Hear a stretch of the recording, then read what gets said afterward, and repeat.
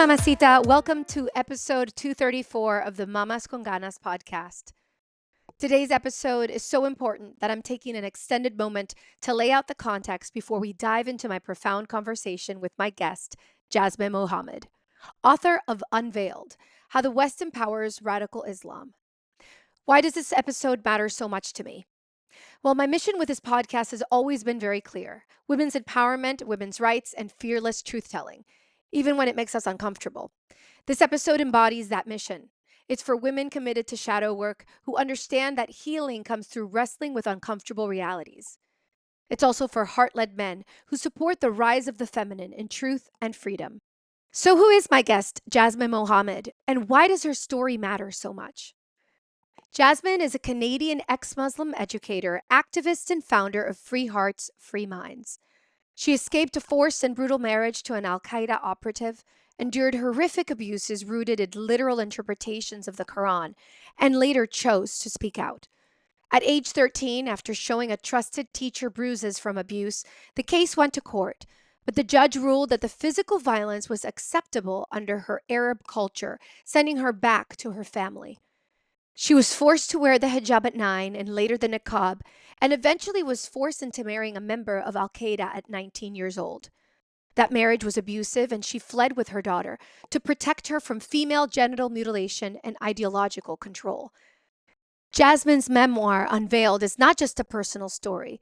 It's a wake-up call. She exposes how Western liberal societies often unwittingly empower radical Islamist ideology. One of the most dangerous myths she dismantles is the idea that the hijab is a symbol of female empowerment. In reality, for millions of women, the hijab is a symbol of control and forced obedience. In countries like Iran, authorities use AI surveillance to track women driving without modesty garments so that they can be detained, imprisoned, and tortured. And yet, in the West, major brands proudly place their logos on hijabs and promote them as empowering. This is insulting and it's incoherent.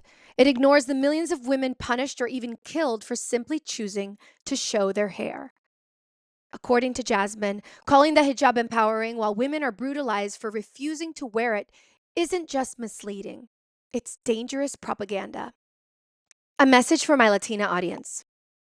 Many of us, especially my American and Latina sisters, haven't had exposure to the realities faced by women under radical Islamic systems.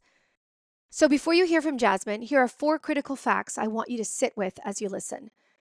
This is happening right now in different parts of the world, and it's often ignored by mainstream narrative. Number 1. In Afghanistan today, women are banned from singing or even reading aloud, sometimes even inside their own homes. Think about that. Not in public, not online, in the privacy of their own homes, women are silenced. They're also banned from going to school past a certain age, entering parks, or walking without a male escort. That is the level of control women live under in one of the world's most oppressive regimes. Number 2. In countries like Somalia, Sudan, Egypt, and others, a horrific practice known as female genital mutilation, or FGM, is still being carried out. This involves cutting or completely removing the clitoris, the part of the female body with the most nerve endings, specifically to prevent women from experiencing sexual pleasure. In more extreme cases, the labia are cut and the vaginal opening is sewn shut, leaving only a tiny hole for urination and menstruation. This is done without anesthesia, often on girls as young as 5, using razors, knives, or even shards of glass. The result is lifelong trauma, chronic pain, infections, childbirth complications, and of course, emotional devastation. This is not culture, it's torture, and it must be called out as such. Number 3, you might not be aware, but in the United Kingdom in recent decades, thousands of girls, many underage and from working class backgrounds, have fallen victim to what are known as grooming gangs. These were organized groups of men, primarily of Pakistani Muslim background, who lured girls with flattery, gifts, or attention, only to later rape and traffic them. What's even more disturbing is how institutions responded. For years, authorities ignored or minimized the abuse. Some even blamed the girls because they were afraid of being seen as racist or Islamophobic. Imagine being violated and then dismissed by the very people meant to protect you. Number 4. In certain neighborhoods in Western democracies like France, the UK, and Canada, informal Sharia based rule has taken root. This means instead of the country's legal system being upheld equally for all, local religious leaders or councils enforce Islamic law, pressuring women and families to follow religious rules instead of national ones. This can include rules about how a woman must dress, who she's allowed to marry, whether she can leave the home, or even whether she can report domestic abuse and or rape. In many cases, police avoid intervening altogether. It's important to mention that when religious authority replaces democratic law, women and children become invisible to the justice system. They are not protected equally, even though they live in countries that claim to value freedom and human rights. And here's where Yasmine's story comes full circle. She wasn't denied protection in an Islamic country. She was denied it in Canada, where a judge allowed her abuser to keep custody on the basis of cultural sensitivity. This is why upholding the separation of religion and state matters so deeply. As Yasmine makes clear, the danger isn't that the Quran is being misinterpreted. It's that when instructions are followed literally, they often justify oppression, abuse, and control. And yet, too often in the West, we excuse these outcomes as the result of cultural differences or religious misunderstanding. That kind of moral confusion is what allows Sharia-inspired ideologies to take root in places where freedom is supposed to be guaranteed. Unfortunately, Yasmine's story is not an isolated case. It's part of a much larger pattern of systemic oppression that's allowed to persist, even within Western democracies that claim to protect women's rights. And we cannot talk about women's empowerment in the West while turning a blind eye to the abuse of women in these environments, especially when it happens within our own borders. I want to make it clear. This episode is not about disparaging Muslims. It's about honoring women's sovereignty.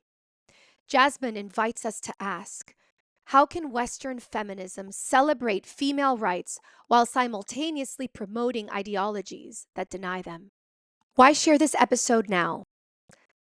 We're living in a time when speaking the truth, especially an uncomfortable one, can get you canceled, labeled, or silenced. We've become so afraid of offending others that many of us have stopped asking critical questions altogether. But when it comes to human rights, staying silent out of fear is not compassion. It is complicity.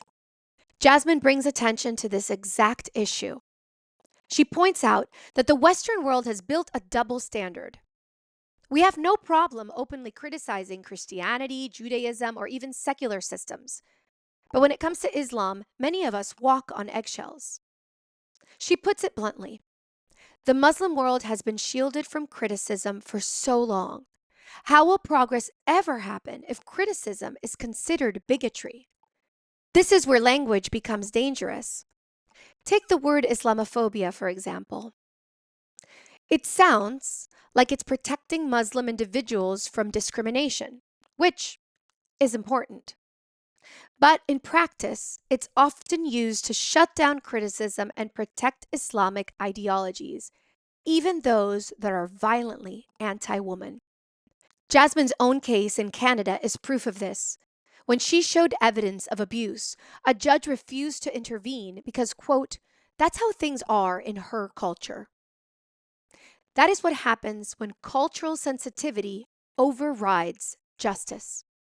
I grew up between Venezuela, the US, and France.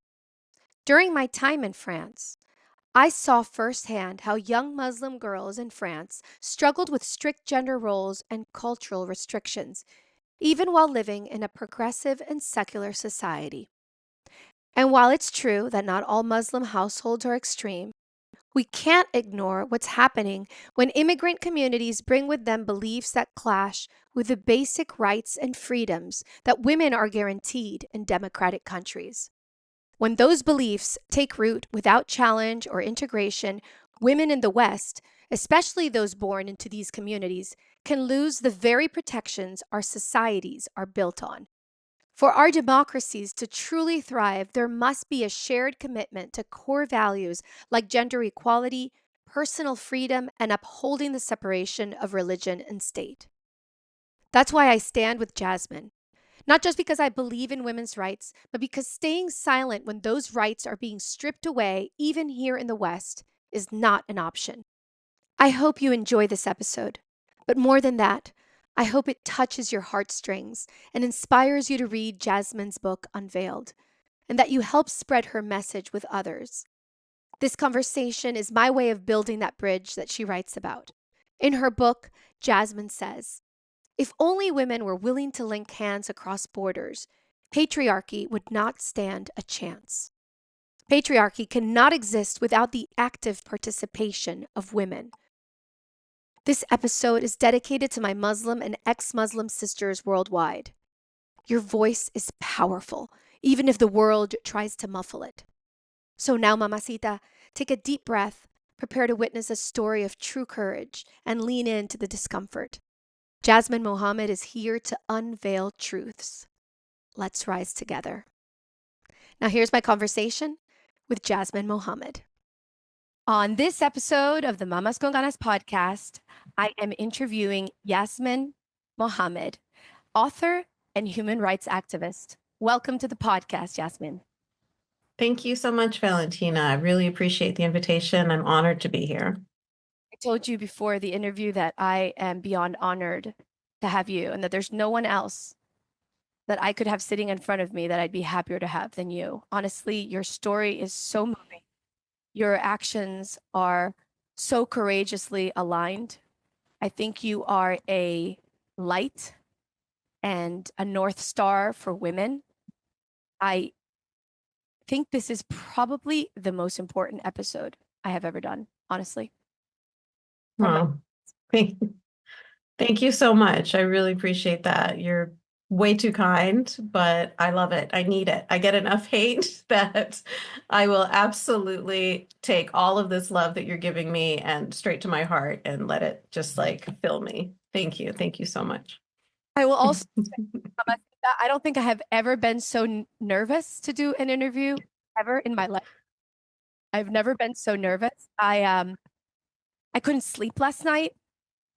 I've been writing. If I show you, Yasmine, I have like notes and notes and notes. I couldn't stop writing while I was reading, or rather listening to your book, because I actually listened to it on Audible. But I kept pause, writing notes, rewinding. I mean, I cried so many times when I was listening to your story. I squealed. And when you would say something, some of the things you say are so powerful that I had to scream, literally scream and yell out, like scream, like, oh my gosh, this woman is like speaking truth with a capital T. And I would just like let out this scream. It's just, first of all, I want to tell my audience how I got to your story. I listened to a podcast by Sam Harris called Making Sense.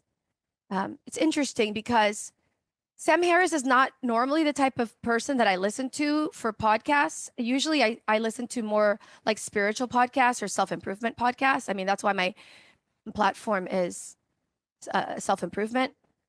But I'm very drawn to him because he analyzes things from a very intellectual level, very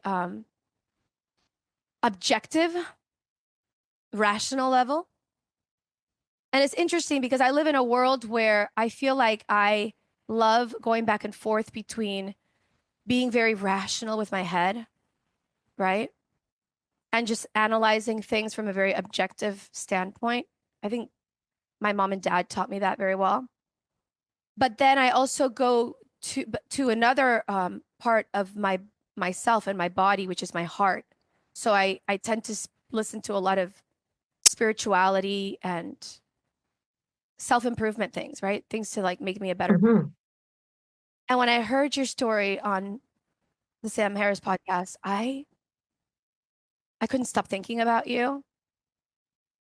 I couldn't stop thinking about you. I couldn't stop praying for you. Like it just became sort of like this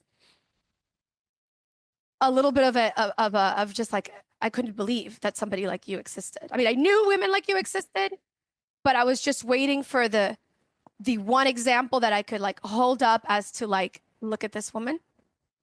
Mhm. I immediately looked you up on like looked at your website, and you had this how would I say it? Like I think it was like a preview, a video where you talk about your story about um, facing the Canadian loss, Mhm. right? When you were 13 years old, and you had the courage to speak about your extreme abuse, physical, although you were also abused mentally, spiritually, I mean, in every single capacity. But Mhm. specifically, your physical abuse should have been enough for you as a woman living in the West, right? In Canada, for you to have been protected by the system, by a system that always prides itself on protecting women, right? By a system that's always prides itself on being a sort of pedestal for women's rights country, right? And then when I'm listening to your story and I find out that the only reason that you weren't protected was because they deemed you unprotectable because of the fact that you were that it was part of your culture. That was such a shock. I couldn't believe it. I said, how is it possible that a girl at 13 who has the bravery to speak up about the people that she's the most scared about? I get chills all over my body just thinking about you and that 13-year-old self on the stand, and I say Mhm. she wasn't protected. This is not this is not okay. And we'll get to that, but because I have so many questions. But that's how I became your biggest fan. And when I wrote to you on Instagram asking you, because I started following you on Instagram and I started seeing everything that you were sharing, your post, you have to follow Mamacita, you have to follow Yasmin on Instagram. All the things that you're doing. And I would just daily see your posts and daily, I was just like daily sending out like, this woman is just like the epitome of courage, courage, courage. I just see courage. Like this woman is just like, oh. And I reached out to you and I said, would you consider being on my podcast? When you said yes, honestly, I was like, there's no way. So again, that's why I'm so honored to have you here. And I know that anybody who takes their time, opens their heart, and follows you and starts seeing the work that you're doing will feel exactly the same way that I feel about you. Yeah, no, it's my absolute honor. I always try to support women as much as I possibly can. And, as soon as I saw the name of your podcast, I was like, oh, I want to be a part of this. Like these are definitely my women.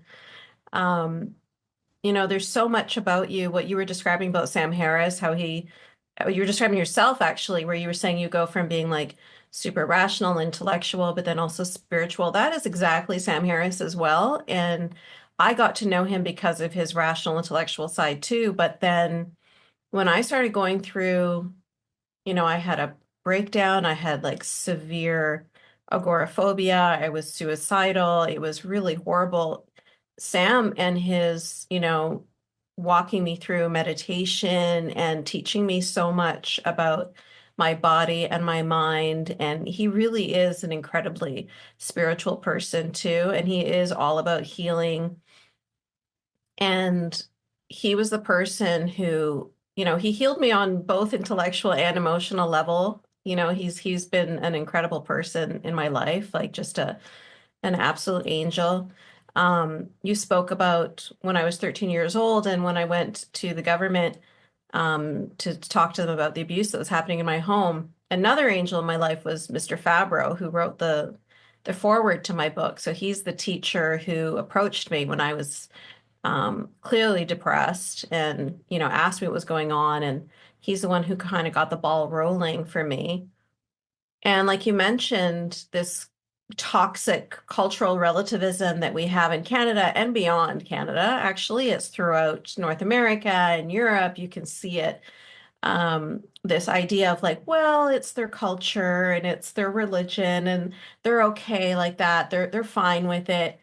And I had never imagined that I would be so discarded and so dismissed and so diminished to that extent. Because as a child, as you described, like these are the people that are physically torturing me, emotionally torturing me, psychologically torturing me, sexual assault as well. And I'm able to speak up and speak up against them. It's as a child, and then to have your government basically slam the door in your face and say, you're the wrong skin color, or you're the wrong ethnicity, or you're the wrong religion, or you're the wrong culture, or whatever. So, you have to just endure. That has been a pain that I've carried with me that was I didn't even realize how deeply that hurt me, and it stayed with me. And growing up as a Muslim, it's a very strong us and them mentality. So there's like the good Muslims and then the bad non-Muslims. And the idea is that they're at war. We're always at war with each other. And the non-Muslims hate you. And the non-Muslims want you dead, right? It's projection. But when this happened to me, I believed them. I was like, okay, so it's true. This judge really does hate me. The Canadian government hates me. Family services hates me. Child services hates me. Nobody wanted to protect me because they were like, we don't care about you. You don't matter.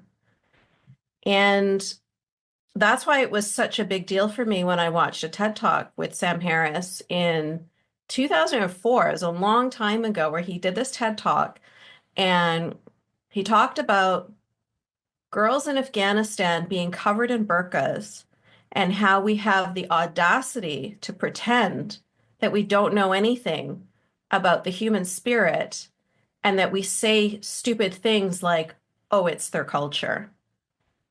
And he compared that to like girls who are part of the Jesus Christ and Latter-day Saints, the sort of the polygamy that was going on there, the pedophilia that was going on there with all these young girls. We didn't turn a blind eye and say, it's their culture, it's their religion, they're fine with it. We protected those girls, right? But when it comes to girls in some other geographic location, suddenly we act as if they're not human beings. Like suddenly we're like, they are of a different species and they're okay with it. And when he was telling this story, or when he was telling his TED Talk and making that comparison, he kind of got choked up and he got a tear in his eye. And it had a lot to do with the fact that his daughter had just taken her first steps that day. And so when he was talking about this, he was thinking about his own daughter and how devastating it would be for all these girls to have been born in Afghanistan, and thinking about how much he loves his daughter and how sad it would be if people were to turn a blind eye if she were living in that kind of an environment and say, it's her culture, And that was the first time since I was 13 years old that I had ever sort of allowed that pain to come out. Because the pain had nowhere to go. Like, what's the point? What's the point of being angry? There's no sense. I have to move forward. I have to get my degrees. I have to get a job. I have to protect my daughter. I have to this, I have to that. And so you're just like in survival mode. And you don't have time to sit there and like be sad about things that happened, when you were a child. But he allowed me to sort of see that I matter for the first time, and that these girls matter, and that why are we being treated so differently? Like, I understand that we're treated differently in the Islamic context because they truly do see us as subhuman nothings, right? Like you can see that now, especially speaking of Afghanistan, all of these rules that women have. They can't leave the house, they can't work, that girls can't go to school, they can't speak, their voices are forbidden, they can't have windows in their houses lest somebody see them. Like all of this, the barbaric, draconian control that they have over women. Like I'm used to that over there. I understand that. You know what I mean? Girls can't ride bikes, girls can't swim, girls can't sing, everything is forbidden for girls. But when we're here in the West, you don't expect that. You expect that people here are going to treat us like valuable human beings, like we matter just like everybody else, right? But there was still that two-tiered system. It's like, well, you're not the right kind of girl.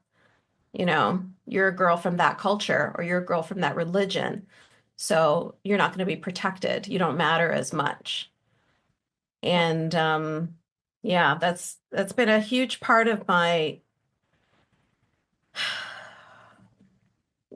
my healing has been overcoming that situation. It's a hypocrisy, really. I see it. But it's also marred with a lot of fear, I think. I think that's why we're pushed into fearing speaking out loud, because it's so hypocritical. It's like saying that, for example, I guess in the Catholic Church, it's like we can't. It's as if we had to stay silent about the kids who were sexually abused by priests, and then say that, well, no, because that's cultural. It's insane. It's basically insanity Mm-hmm. to make a defense and say, okay, well, that belongs to them, and we're able to fight women's rights and talk about how important it is to overcome the patriarchy, but then at the same time not being able to speak up for our sisters in countries where they're really silenced. And I want to talk about the symbol of the burqa, right? And the hijab, because Mm-hmm.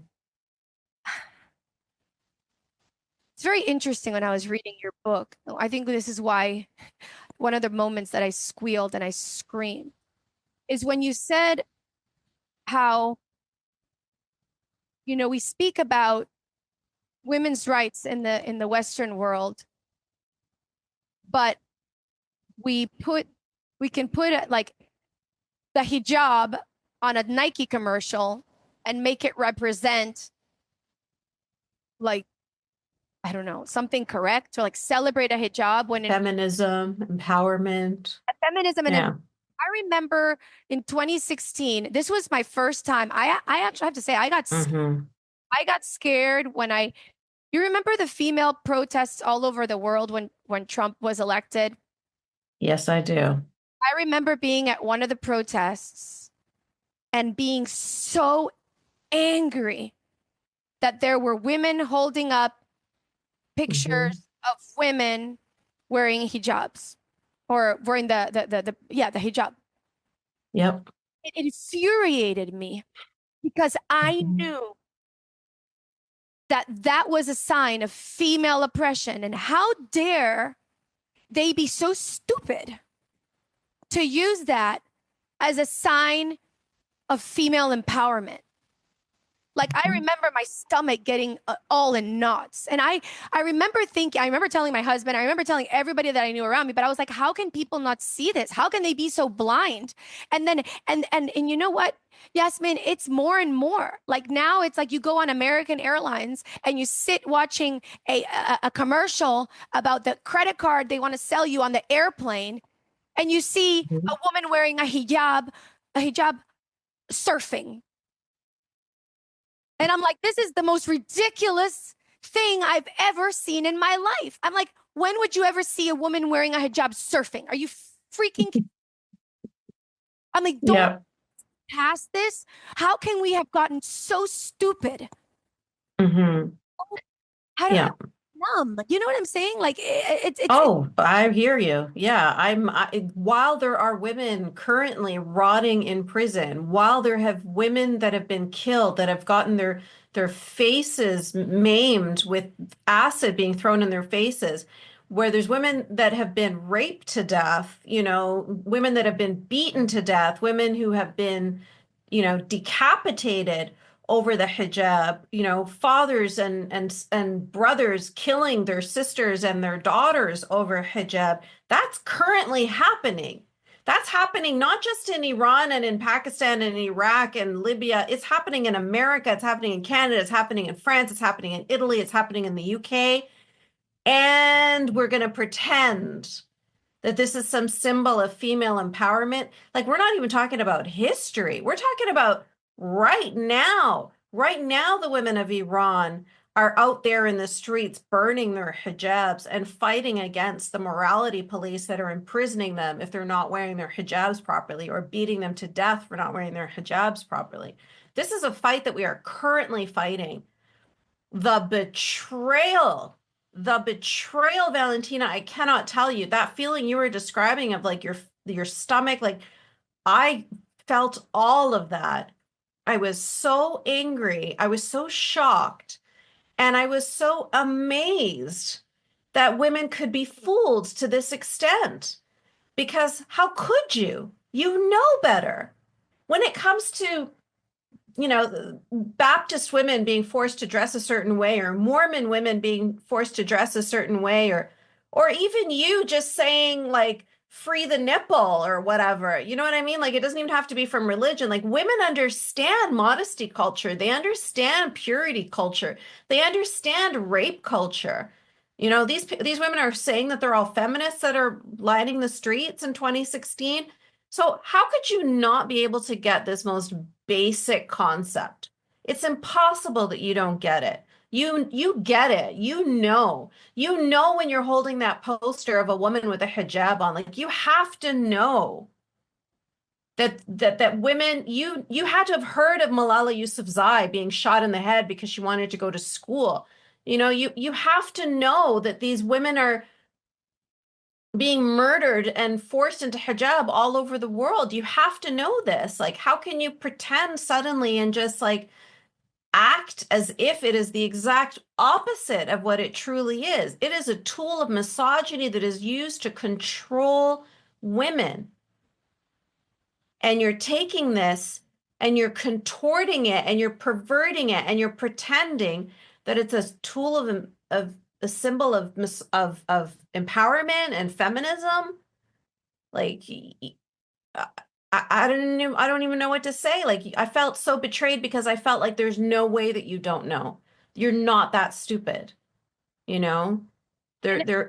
has to be on purpose because you just don't care. How did we get to the point? How did we get to the point where like feminism doesn't really, how do I say, doesn't even protect women in a way? Like, how did we get to the point where we're so scared to speak the truth? Part of you touched on it before. Yeah. Like, because we're scared because listen, I'm the most excited to do this episode, but I'll be honest with you 100%.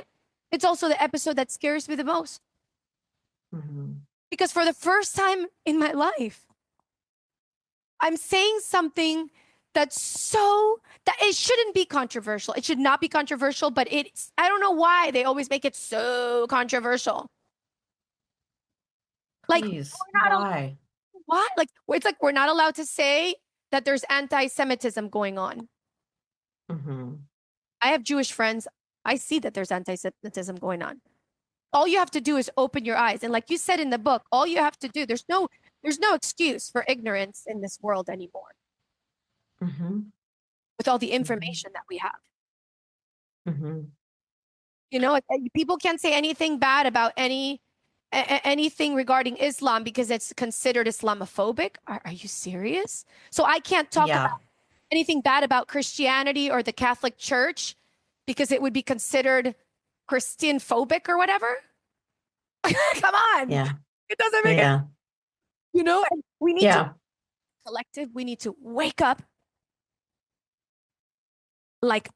with our eyes open, see past the veil. Mm-hmm. Mm-hmm. And it's interesting because Jasmine's book is called Unveiled, but it's not just unveiling and the taking off, in my opinion, of a garment that we need to do in society. It's beyond that. The more spiritual unveiling that we need to do is wake up as a society and see things for how they really are. And then stand up for our brothers and sisters, no matter what ethnic, racial, country they come from. When something is right, it's right. And when we defend somebody for, we have to defend somebody because they're being abused, not say to ourselves, wait a minute, okay, before we defend this person that's being abused, what culture are they from? What race are they? What language do they speak? No. See them for the human being that they are. And then defend them. That's real human rights. Beautiful. Beautifully said. Perfect. Exactly. Thank you. I'm trying, that's the message of my whole book, is I'm just really trying to get people to see that we are all human beings and that we are all deserving of dignity and human rights, and we all have value. But you touched on it before, Valentina, when you talked about the fear, right? And then you also talked about this word Islamophobia, and I'm going to give you a little bit of a history lesson here, but basically this fear of speaking up against Islam, of criticizing Islam, has been, the bludgeon, the tool that's used to control people is this word Islamophobia. So Islamophobes and, all of the different variations of that word. That word was created by Islamists. So Islamists are political Muslims. So think of like Islamic regime of Iran, think of the Islamic regime of Afghanistan, Hamas, Houthis, Hezbollah, these are Al-Qaeda, ISIS, right? So these are people who believe that there should be a global caliphate and everybody should be Muslim. And they work in tandem. Obviously, they are terrorists as well, and there's violence in there as well. And terrorism is very successful. It works, right? If you want to keep people silent, then you run a truck through a Christmas parade or a Christmas market, or at an Ariana Grande concert, drop a bomb there, or stab people randomly on the London Bridge. Like, this will keep people in line. This will scare people from speaking up against you because they are afraid of you because you are violent. And they created this word, those people created this word Islamophobia as a means to silence people. So it's a non-violent means of silencing people, of controlling people from criticizing Islam. So you got to remember that in a Muslim majority country, you can be imprisoned, executed for criticizing the religion, for even the most minor things. But they can't do that in the West. They can't do that in Europe. They can't do that in America. So how will they silence people? How will they control people? America, you've got free speech. How are they going to make people give up their own rights to free speech and free expression? Well, it's through using this word Islamophobia and getting useful idiots to propagate the word and to use the word to control other people. So they're very smart, and they made it sound similar to homophobia, xenophobia. The idea was that it would sound similar to these progressive, positive, good words, And so then they thought, well, then it will encourage people to think, well, it's a good thing to use this word. It's a good thing to silence people from criticizing Islam. Yeah. And that's what ended up happening. It's been so well done too. Like, so insidious that even even the community, like some people in the LGBT community will, you know, will be defending things that are undefendable. You Yeah. know, when they hear it, they're like, "Oh, they're doing the same thing they did to us." And the interesting thing when you talked about at the end of your book, when you were saying how ex-Muslims have a lot in common or feel a lot of camaraderie with the LGBTQ community because Hmm. you feel like you're all feeling like you're living in a closet that you have to come out of, and it's very scary to do so. And we could be killed. Both groups of people could be killed for their beliefs or for who they are. And so to have these people that would be killed in Islamic countries, right? Countries run by Sharia law. I know I'm pronouncing that word wrong. No, that was perfect. Yeah. Those people that would be killed under Islamic Sharia law defend Yeah. what's defendable is when you realize just how well it's actually worked, the lie, right? Oh, such powerful and such effective propaganda. Absolutely. This is what we need to wake up from. Definitely, definitely. You know, it's interesting. It reminds me, Jasmine, of how good also the propaganda has been in Latin American countries with regards to Yep. word socialism. When behind Yep. the socialism, they're not talking about the socialism that exists in Europe. When people in Latin America, you know, postulating to become president through democratic means, talk about socialism. People who come from Cuba and Venezuela, oh, we know very well that they don't mean socialism in a good way. They mean Hmm. dictatorship and they mean communism. Hmm. Yep. Soviets and Arabs have that very similar propaganda to what you're describing there. Like it's just an incredibly um, well-oiled machinery, big, huge, monstrous. And I have to tell you, social media has not helped. You know, social media has made it so much easier for them to propagate their bullshit basically, and in little bite-sized memes, little videos, and you know, little TikToks or whatever.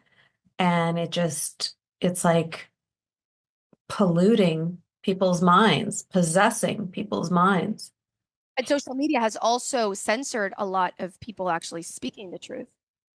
Absolutely. So that's, Yeah, you know, they get canceled and then people get scared. They don't want to be canceled, so they stop talking. But it's exactly what you said. They you know got it. the tactics to silence people in countries where we actually have a voice. And that's why I feel so Mhm. strongly about, you know, opening our eyes and then speaking the truth and passing that forward. I was just going to say that it got to the point of the rape gangs that have been going on in the UK for so many years.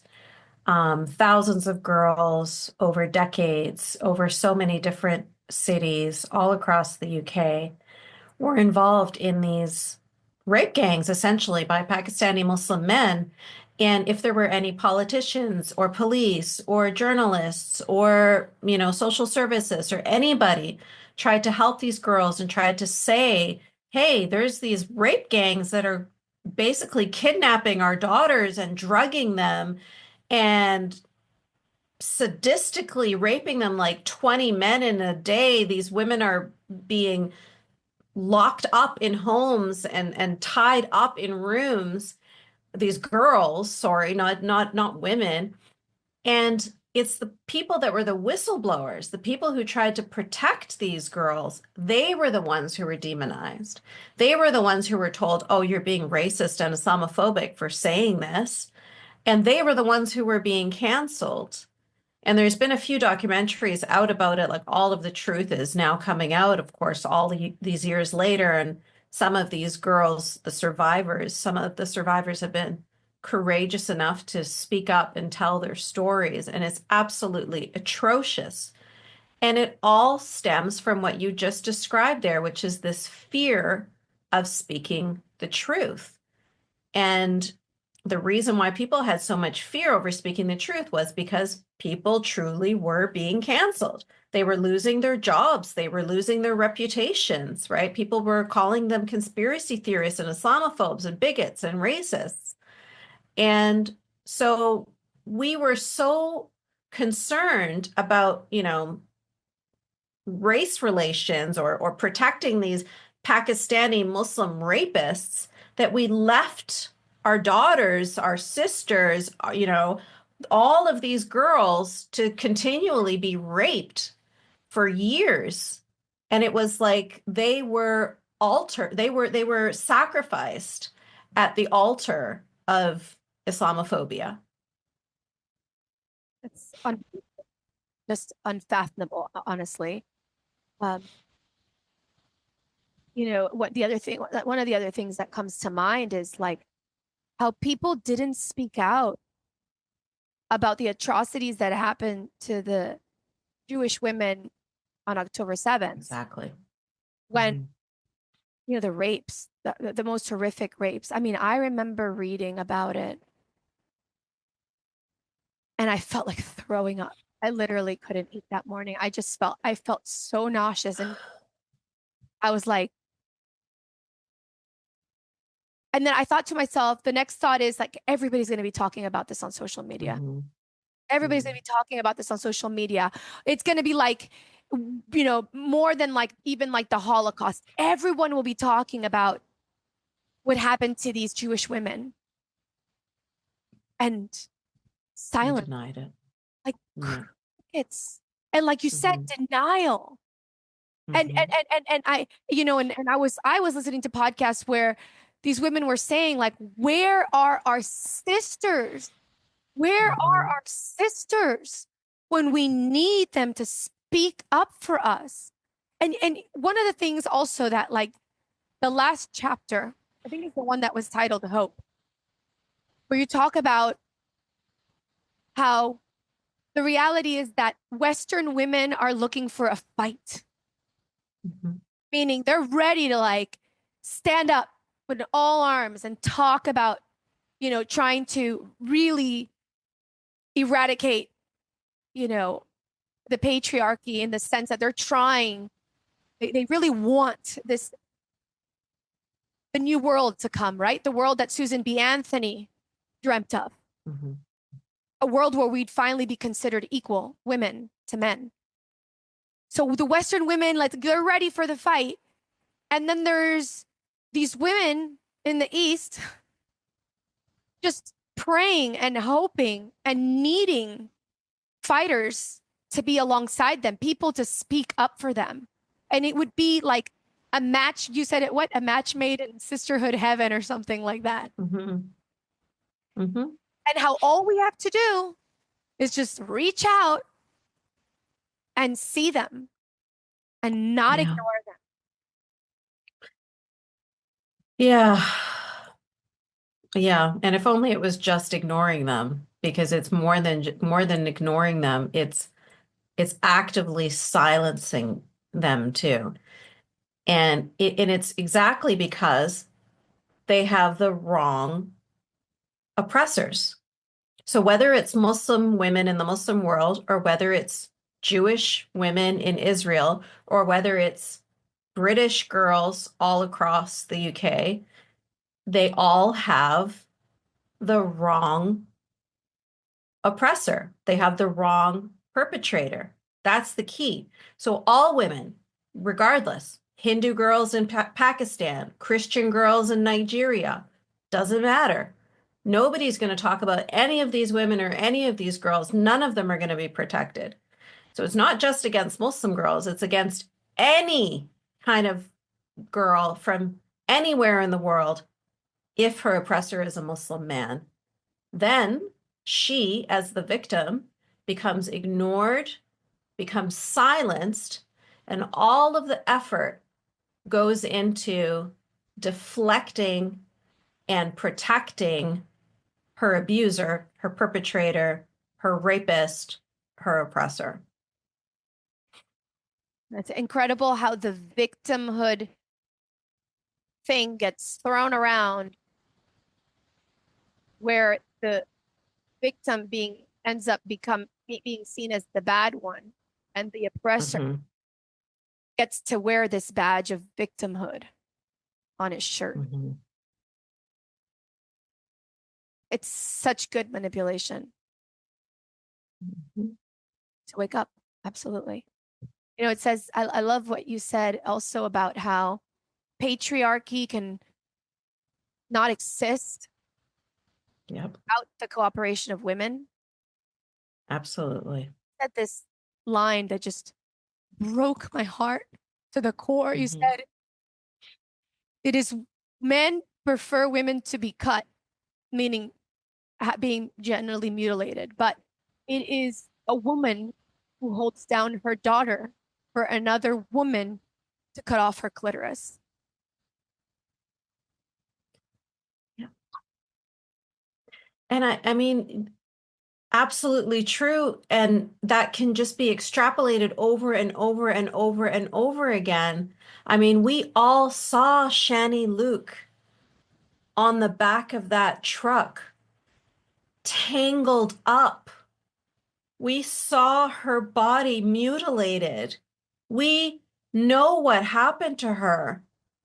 That was like a 9/11 for so many of us. Just seeing that image was just like, we know the moment, like our lives changed after seeing that. And people have some moral confusion over who is the victim and who is the oppressor in this scenario.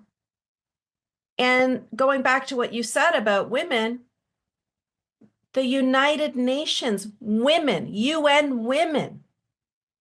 How long did it take UN women to speak up and to condemn all of these women and girls who have been raped on October 7th and beyond? All of these girls that have been taken as hostages and continually raped. And now all of the truth of the most atrocious things are coming out. Like, rape is like just the tip of the iceberg, you know? And it took them, they're UN women. Like, where else, how much further up can you go expecting support of women? And they couldn't bring themselves to even condemn terrorists for sexually assaulting innocent women at a music festival. It took them almost a year to finally be able to get the words out of their throat. That's what women do to each other. You know, if we stood up for each other, and if our sisterhood was real, and if our bond was pure, these men would have not a snowball's chance in hell. They would not be able to control us without our active participation. And unfortunately, there are so many women that just feel like they want the power that comes with supporting the patriarchy and supporting the demonization and the persecution of their sisters. Yeah. If anybody's listening to this and doesn't really understand, because it might, I know that most of my listeners are Latinas, so you might be very not like at all um, familiar with any of these countries that are run, that are, that are Muslim majority. And so I invite you to listen to her book and to read her book, Unveiled, to Jasmine's book, because it is so crystal clear when you read her book how women, if women didn't support the patriarchy, it would not exist. It simply wouldn't exist. And I want to say something here, Jasmine, because I've read and heard many stories of, let's say, mothers that are less than ideal or even like evil mothers. But I think just listening to your story, I just couldn't. It never ceased to amaze me how your mother always tended to like level it up. Like what just when you thought she couldn't do anything worse to you, she did. Just when you thought listening to your book that she couldn't say anything more hurtful to her daughter, she says something that's even worse. And I want to ask you, how, because this is like one of the questions that was burning like in my heart that I wanted to ask you throughout the entire book. I think it was like the question that just kept popping up over and over and over. It's like, how did you turn out different? Like, how did you not swallow the poison and then eject poison out? Because it's it's so easy in listening to what you heard. I mean, your mom knew that you were molested. She saw you being beaten to the pulp. At one point, you're hanging upside down after being, oh my, and you describe yourself being like a dead lamb upside down tied, and how for a moment they thought you were dead, and instead of your mom screaming about maybe you being dead, how she was more concerned about like what she was going to do now with you. I mean, it's so horrific. And how did you stay like good? How did you still time after time? I think that's what, honestly, when I went to bed last night, I said to myself, this is like, to me, when I was growing up listening to like stories of saints and like things that they would go through and like the martyrs, like in where I grew up, right? Like in Catholicism, the things that they would go through, and still like you hear stories like, Joan of Arc, and people being good even when people were being so evil. And I'm just like, how did how do you still have a heart? Like, I don't know if you could answer that question, but please try Well, to. I think, one of my friends once said to me, like, we should be serial killers.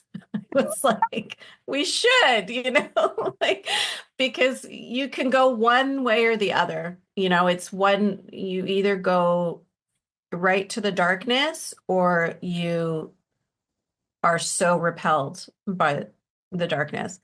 And I give all gratitude and credit to my daughter, because up until I had her and I held her in my arms for the first time, I didn't understand any of this. I didn't know any of this.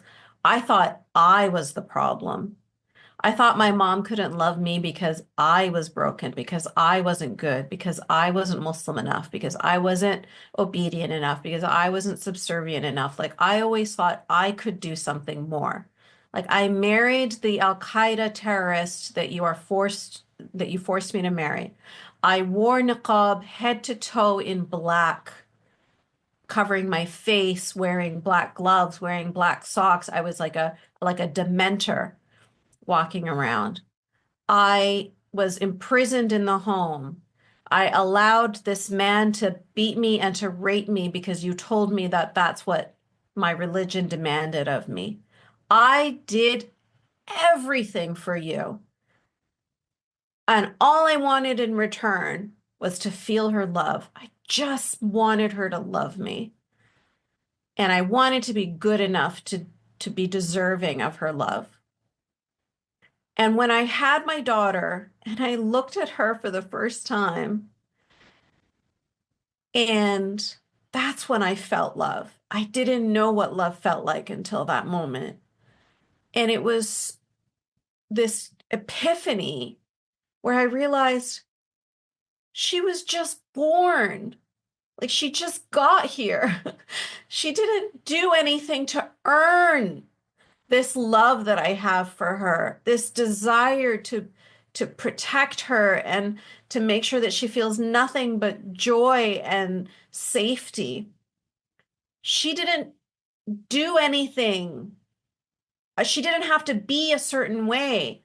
just her being, her essence, her being my daughter, like just being born.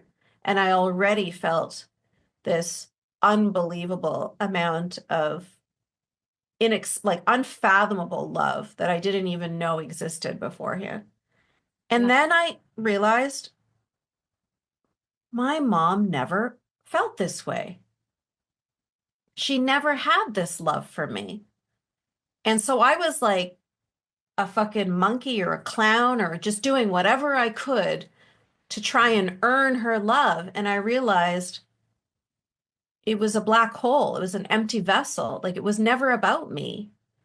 When I was a baby, if she had loved me the way I loved my daughter, then it would have been, a completely different experience. And so it wasn't a flaw in me. It wasn't my fault. And then from that moment on, put all of my time and energy and effort into being the opposite mother of my mom. So I didn't know how to be a mom because I had the worst example possible, but I knew how not to be a mom. So I just did everything the opposite of what she did. If she would advise me, like when my daughter would cry in her crib, she'd say, just leave her. That's what babies do. They cry. That's what they do. What are you worried about? You don't need to go pick her up. You just leave her. And I was like, well, I will always pick her up. I will never leave her to cry. Like, you know what I mean? Like I just always did the opposite of whatever she said because I knew that whatever advice she had, what I should do the polar opposite.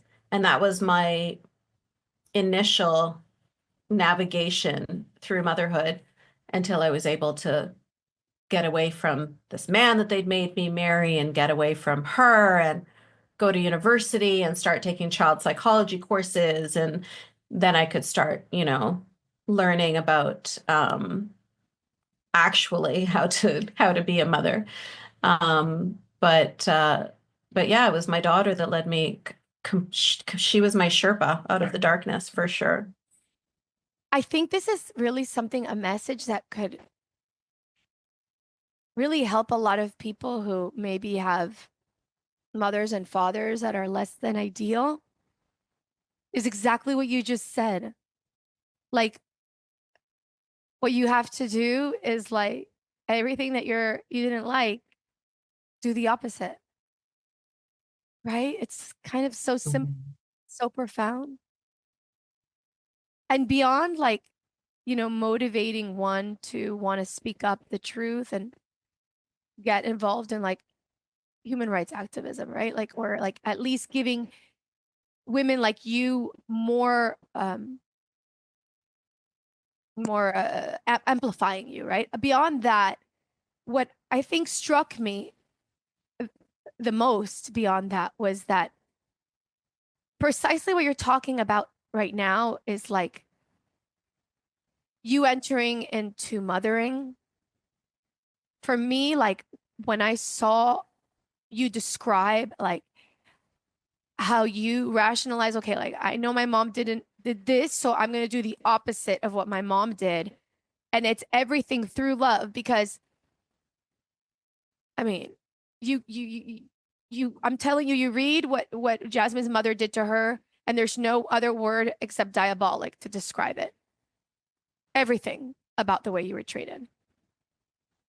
And so your arrows are, you're receiving all of these like arrows of hatred, right? Or whatever is the opposite of love. And you just literally take those arrows one by one and then like point them in the direction of love. And I think what I needed to hear from the book in a personal note was how I wanted to raise my kids and do everything I do for them in love. It literally, your book cracked open my heart in a very personal way. It made me want to be, I've always wanted to be the best mother that I could, but this was like, Like it literally like opened up my heart Mhm. because it's, as women, we can feel lost sometimes in knowing how to raise our children. And your book is very, it's very, you get to the realization that you just do everything through, through the filter of love, through the lens of love. All you need is love. Mhm. Kind of like that cliche thing. So true. It's so Mhm. true. It's always right in front of us, right? Yeah. And Yeah. You can't overlove your children. overlove your children. And even when you Mhm. discipline with love, when you guide Mhm. with love. Exactly. Yeah, it's Mhm. absolutely beautiful. Um, Mamacita, I hope that you pick up Jasmine's book, Unveiled.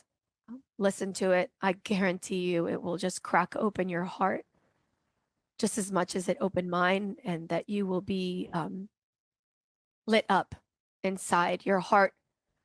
She'll light your heart on fire and and motivate you to be the best version of yourself, and also amplify the voice of other women who so desperately need us. It's time for you see things on the social media where it's, that say the feminine is rising, the feminine is rising. I believe the feminine is rising, but it will only rise if all of us stand together as sisters. Mhm. And then also, along with our male counterparts. I mean, I couldn't stop talking about you. I mean, I've been talking about you to my husband for a while, but I just, we have to also educate our men. I also feel very strongly about that. I mean, it's interesting and ironic how I always thought I was going to have girls and I wanted girls, but God gave me boys. So I have boys. But then I know, and then I have a podcast about women empowerment, but I have boys. So I get ironic, but I know that then my obligation is to raise good men, Yeah. men who respect women, Mhm. and who know what it feels like to be on the receiving end, right? Oh, yeah. I think men have been, they were supportive of my work before women were even, because men recognize other toxic men and they know, like, they know this isn't even women, we don't recognize them as easily as other men do sometimes, right? Like we can be fooled by his suit or his job or his charisma or his whatever. But I think quite often, men are they were more able to recognize what I was talking about when I was writing my book initially. And I was happy to see it.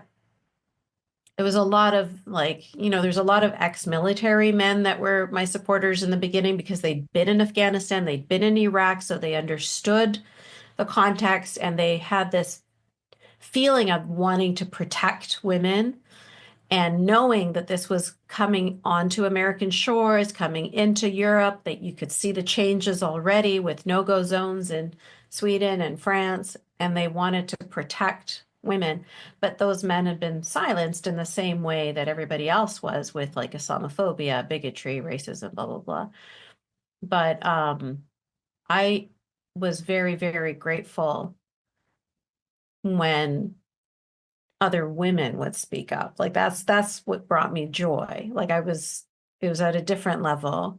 Women like you inviting me to their podcasts, so many amazing women's like radical feminists and different groups of feminists around the world being so supportive. And it's just like that feeling that we were talking about, that like sisterhood, and feeling like this is such a beautiful future that we could have if we continue down this path. I mean, my daughter works in preschools, and she was talking about how the girls and boys are like equally emotionally regulated. Like they can both do that. They can if boys are socialized the same way girls are socialized, then they can also handle their emotions in the same way, you know? But I'm Gen X and boomers before that, where boys were always raised to like all emotions were off limits except for anger, you know, was the only one they were allowed to have. And so I was saying to my daughters, like, the way we talk about our grandmothers, like, oh, our grandmothers had to put up with men that were X, Y, and Z. Like, that's what our future girls are going to be talking about us. They're going to be saying, like, our moms had to put up with men who weren't even emotionally regulated, who didn't even, know how to. Yeah. I hope. I can see that happening though, because moms like you are raising boys like that. And so it's like, oh, it's going to be such a beautiful future for those, little girls that are now little girls are going to grow up to be women and wanting to get into relationships with men. How wonderful for them to have all of these amazing men to choose from. It's a different world. I really feel like it's going to be a different world. You're absolutely right. That is so funny. I'd never thought about that, but it's so true. I mean, if just like even in my generation in Venezuela, the things that my grandmother tells me that they would, they were also, I mean, they were told. I remember that my great grandmother would tell her daughter that she, when her husband had been cheating on her and cheating on and cheating on her, the mother would tell my grandmother's sister, marriage is a cross that you have to carry until you die. Oh, yeah. And for us, it sounds so ridiculous, right? Like, it's Yeah. like, Yeah. We keep on improving. We keep on getting better and better. God, Yeah. seriously, thanks. Thank goodness. And I mean, I think that's what it is. It's all about progress, and we have to look to, I think to be able to know what we can do in our own life, right? Because we can't control everything externally. But what we can do is just live our lives better and honestly live our lives the best way we can and amplify the voices of people who are actively out there like you, trying to raise awareness and trying to change things. I do have one question about the Canadian system. Is that changing? Like, are they going to be more protected now? Are people actively trying to make it so that you know Muslim girls in Canada are protected and that not the same thing happens to them that happened to you? I wish I had a different answer for you, but the truth is this cultural relativism is so toxic. It's not just in Canada. It's in Australia. It's also really bad too. In the UK and America, like story after story after story of women telling me their situations, very similar cases to mine happened in Scotland, happened in England. This is not unique. And it's that feeling of wanting to be culturally sensitive. They think that they're coming from a good place. But of course, what they end up doing is being viciously racist towards these girls in the end. So, the road to hell is paved with good intentions, right? It comes from good intentions. It comes from, oh, you see a girl from Pakistan or a girl from Somalia. So then they think, oh, well, we should get them a social worker who's Pakistani or who's Somali. But then what ends up happening is that Somali social worker starts shaming the girl and telling her, how dare you? You're bringing shame on your father and on your family. How could you? You need to put the hijab on and go back home, right? Or the Pakistani social worker will tell the parents, and this has happened. A woman who spoke on my podcast told this story. The Pakistani social worker told her parents in Urdu so that the other social worker wouldn't understand. Your daughter is going to be 16 soon, and you're going to have less control over her. So if you want to make sure that you continue to control her, then you need to take her to Pakistan and get her married off as soon as possible. And that's what they tried to do. They tried to take her to Pakistan and get her married off. So they think that it's being helpful, but it's not. It's not. It's not being helpful at all. We don't need cultural relativism. It's not like you said earlier on, right is right, wrong is wrong. It's irrelevant where you are on the planet. It makes no difference. Pedophilia is wrong here, pedophilia is wrong there. People say like, girls are being sold into marriage in Afghanistan or in Yemen, and they say, oh, it's their culture. It's pedophilia. Like you cannot just turn a blind eye to things and say, oh, it's their culture.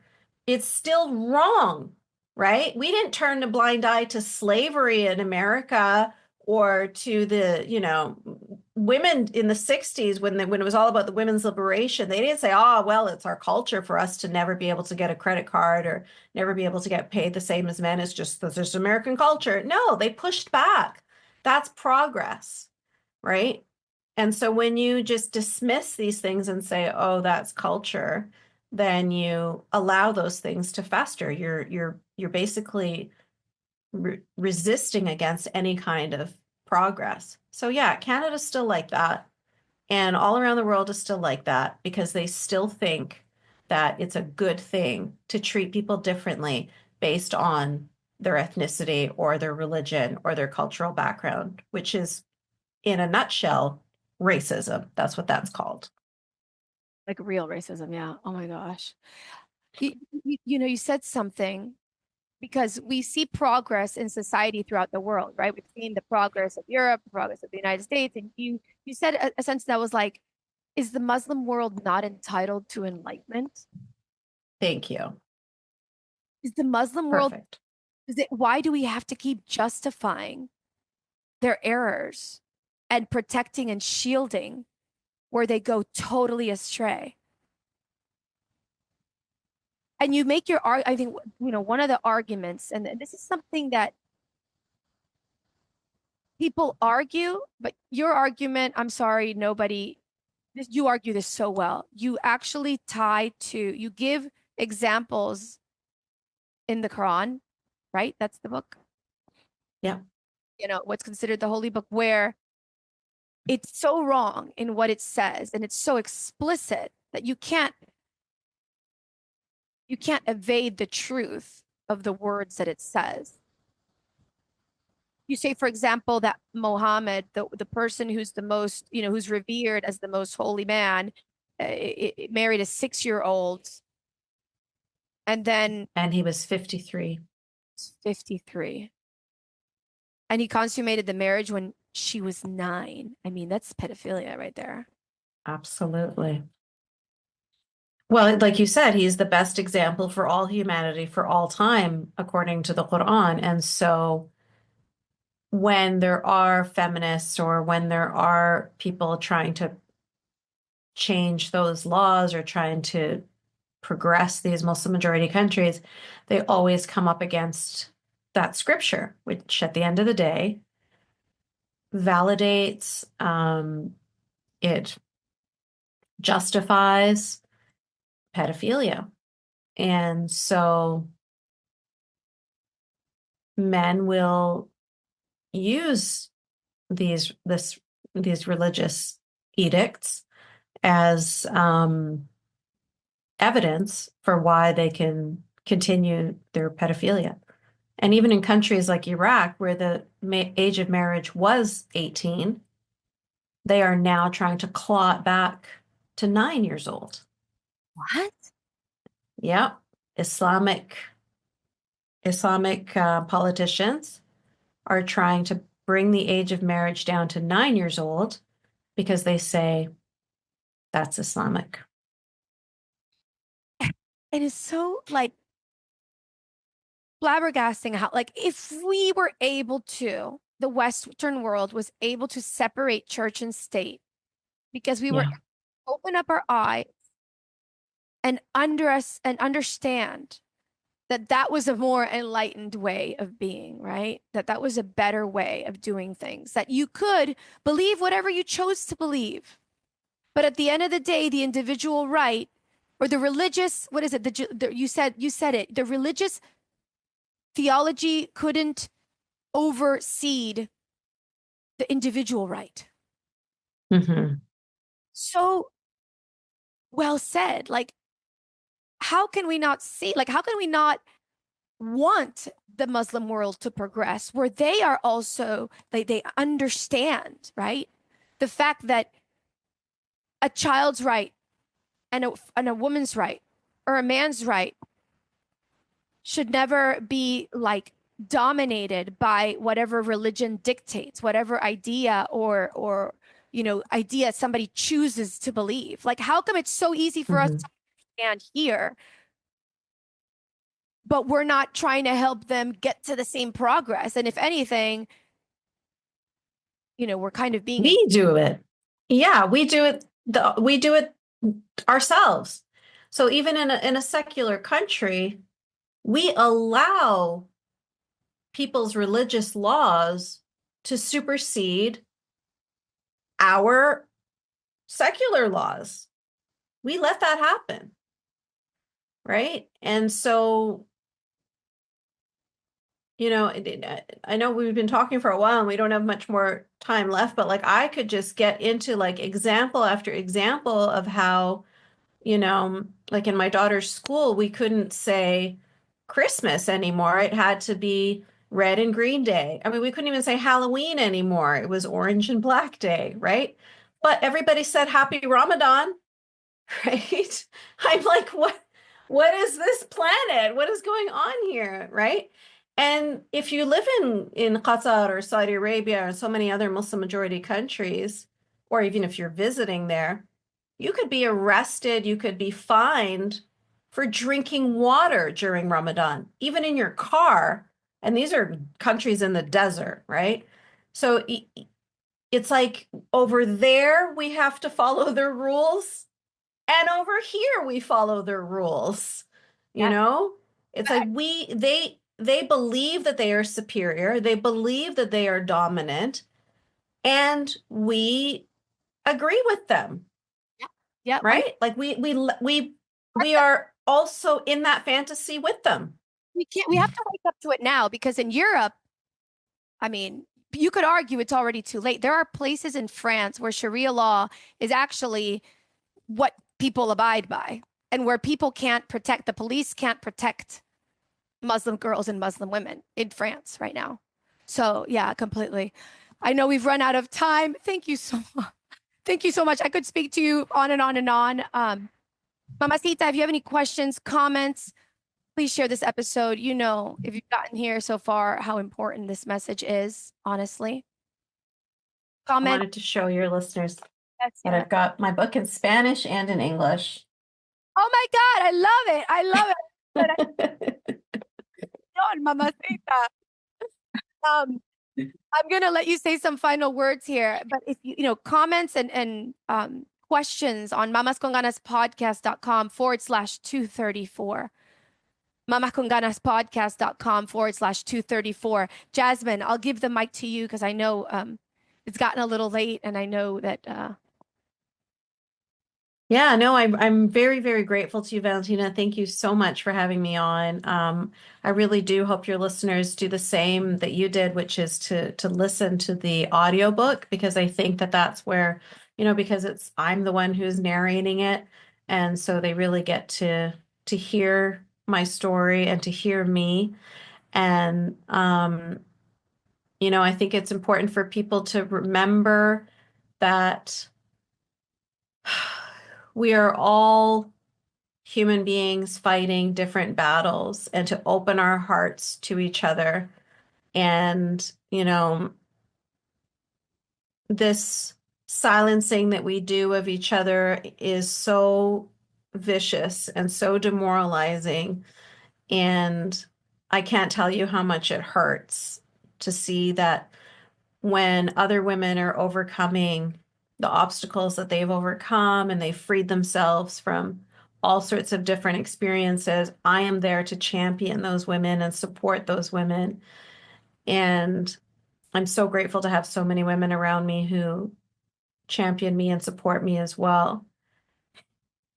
But that feeling of being silenced, being demonized, being told that my story is not politically correct, that my life, my traumas are Islamophobic or unacceptable or whatever is so hurtful, so mean. And I really want people to understand that this isn't just my story. My story is not unique. There are millions and millions and millions of other women like me, but they just are in circumstances where they cannot be heard. I bring as many of them as possible on my podcast, the Yasmine Mohammed podcast, and I share their stories. I recently just spoke with a girl in Afghanistan. She was in her second year of medical school, and then the Taliban decided that girls were no longer allowed to be doctors. And so she was pulled out of school. And to be able to speak to somebody who is currently in Afghanistan suffering under these totalitarian laws, for her voice to just be heard is so meaningful. And it's so important for us to show up for each other and support each other. And I have also got my organization, Free Hearts, Free Minds, which supports free thinkers and the LGBT who are living in Muslim majority countries or in Muslim communities across the globe who are suffering because of what they believe or because of who they are. And I have to tell you that the 3 top countries that contact us, number 1 is Egypt, number 2 is Pakistan, and number 3 is the United States of America. So people think, oh, this is happening over there and that's not our business. No, it's in your backyard. And it is absolutely your right to speak up against it because this matters to you. It matters to your family. It matters to your neighbors. It matters to your community, and it matters to your future. So do not allow people to silence you. Speak your truth. Even if your voice quivers, speak your truth. Be brave. Take a page out of the book of Iranian women. Be brave. Oh, amen. Be brave. I'm going to put all of Jasmine's link on the link that I just sent you, mamasconganaspodcast.com/234. Go and donate to her beautiful organization, share her messages, read her book. And again, Jasmine, you are a light in this world. Thank you so much for what you do. Thank you so much, Valentina. Hey, it's Valentina Azara. I hope you enjoyed this podcast episode. Thank you so much for liking, sharing, and subscribing to our motivational channel. If you have any questions or comments, visit our website at mamasconganaspodcast.com or follow me on social media at Mamas Con Ganas. And remember, don't be a mama con drama. Let's be mamas con ganas.